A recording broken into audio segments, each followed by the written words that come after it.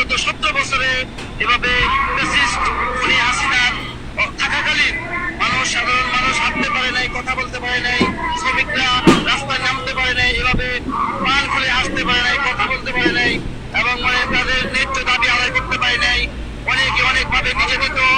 এই জন্যই আমরা এখন খুশি এবং আনন্দিত যে আমাদের পানের দাবি, আমাদের শ্রমিকদের দাবি, আমাদের সব সকল কল কারখানা, মিল ফ্যাক্টরি, বিভিন্ন ফ্যাক্টরির শ্রমিক ভাইয়েরা বোনেরা সবাই এখানে আমন্ত্রিত, সবাই আসছে, সবাই মনের কথা খুলে বলতে পারতেছে এবং সবাই খুশি যে তারা মন খুলে হাসতে পারতেছে, কথা বলতে পারতেছে, তাদের পানের দাবি, মনের দাবি দাঁড়িয়ে রাখতে পারতেছে।